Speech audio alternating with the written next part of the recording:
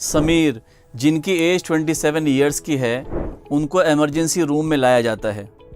उनके चेस्ट में severe pain होता है, सांस लेने में मुश्किल होती है और दोनों आर्म्स नंब यानी सुन्न हो जाते हैं। समीर डॉक्टर को कहते हैं कि मैं दोस्तों के साथ घूम रहा था, अचानक मुझे पसीना आने लगा, सांस लेने में प्रॉब्लम होने लगी, डर लगने लगा और मेरे दिल की धड़कन बहुत तेज़ हो गई। मेरी पूरी बॉडी कांप रही थी, मेरे शोल्डर्स नम हो गए थे। ये सब कुछ सिर्फ कुछ मिनट्स के लिए था, लेकिन हर सेकंड 1 घंटे की तरह गुजर रहा था। ऐसा लग रहा था जैसे मेरी मौत आ जाएगी। समीर ने डॉक्टर से पूछा, क्या मुझे हार्ट अटैक तो नहीं आया? डॉक्टर समीर का ईसीजी करते हैं, लेकिन टेस्ट नॉर्मल रेंज में आते हैं, यानी समीर को हार्ट अटैक नहीं आया था। डॉक्टर बताते हैं शायद उन्हें पैनिक अटैक हुआ है और उनको साइकोलॉजिस्ट से बात करने के लिए कहते हैं।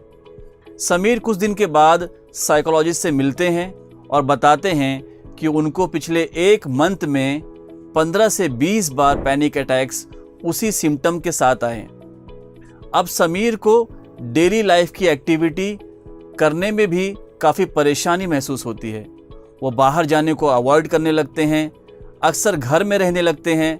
साइकोलॉजिस्ट उनको डायग्नोस करते हैं और बताते हैं कि ये एक पैनिक डिसऑर्डर है और फिर उनके लिए ट्रीटमेंट प्लान तैयार करते हैं। जैसे कि समीर के केस से मालूम हुआ, पैनिक डिसऑर्डर वाले पेशेंट को जो कुछ होता है उसे पैनिक अटैक कहते हैं। ऐसे लोग हर वक्त इस डर में जीते हैं कहीं उनको दोबारा पैनिक अटैक्स ना आ जाएं। पैनिक अटैक्स में sudden feeling of intense fear और टेरर महसूस होता है। ये इंटेंस फियर में नीचे दिए गए सिम्टम्स में से एटलीस्ट 4 सिम्टम्स आते हैं। दिल की धड़कन का तेज़ हो जाना, एक्सेसिव पसीना आना, बॉडी का कांपना, ब्रीथ का छोटा हो जाना, वॉमिटिंग जैसा लगना, सीने में चॉकिंग महसूस करना, स्टमक में डिस्कम्फर्ट होना, चक्कर आना, बॉडी में हीट महसूस करना। कुछ लोगों को नमनेस और टिंगलिंग के सेंसेशन भी होते हैं। कुछ लोग रियलिटी से डिस्कनेक्टेड महसूस करते हैं, खुद में नहीं रहते, अजीब सी बातें करने लगते हैं और उन्हें मरने का डर लगने लगता है। और अक्सर लोग पैनिक अटैक्स यानी कि बेचैनी के हमले को हार्ट अटैक समझने लगते हैं। पैनिक अटैक्स क्यों आते हैं? कुछ स्टडीज़ का कहना है कि ये जेनेटिक होता है। रिसर्चर्स ने एक स्पेसिफिक जेनेटिक पॉलीमॉर्फिज्म आइडेंटिफाई किया है जो पैनिक डिसऑर्डर का कॉज है। वहीं बहुत सारे रिसर्च का कहना है पैनिक अटैक तब होता है जब हमारे एमिगडाला की एक्टिविटी बहुत इंक्रीज़ हो जाती है। एमिगडाला एक हिस्सा है ब्रेन का जो हमारे इमोशंस स्पेशली फियर और एंजाइटी को रेगुलेट करता है। इसका काम होता है इमोशन को समझना, याद रखना और रिएक्शन को कंट्रोल करना। इस रिसर्च से हमें ये समझ में आता है कि जब हम किसी सोच में बहुत ज़्यादा गहराई में चले जाते हैं, ऐसा लगता है कि हमारा अपने बॉडी और माइंड पे कंट्रोल नहीं है, ऐसा लगता है कि कुछ बुरा होने वाला है या मौत का डर लगता है बिना किसी वजह के।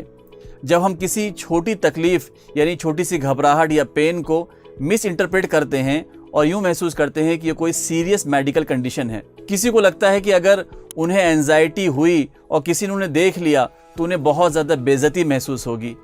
या जब आप सोचते हैं कि सब कुछ ख़त्म हो गया, अब कुछ अच्छा नहीं होगा, इस तरह की थॉट्स और फीलिंग्स से पैनिक अटैक्स आने के चांसेस बहुत ज़्यादा बढ़ जाते हैं। ट्रीटमेंट्स क्या अवेलेबल है? पैनिक अटैक्स के लिए आप अपने डॉक्टर से मिल सकते हैं। डॉक्टर आपकी कंडीशन के हिसाब से आपको मेडिसिन देते हैं।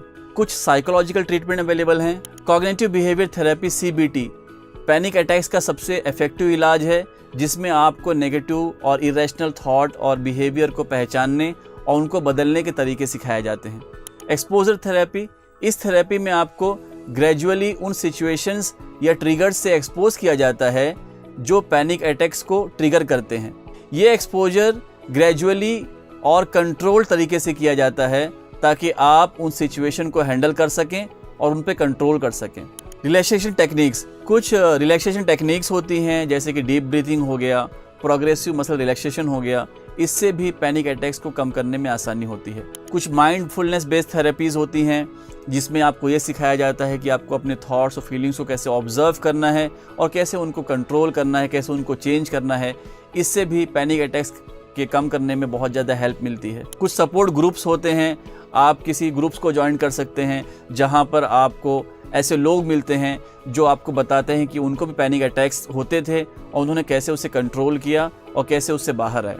होप पैनिक डिसऑर्डर पर यह वीडियो आपको पसंद आई होगी। Will make more such videos on other psychological problems. Be safe and keep watching. Thank you.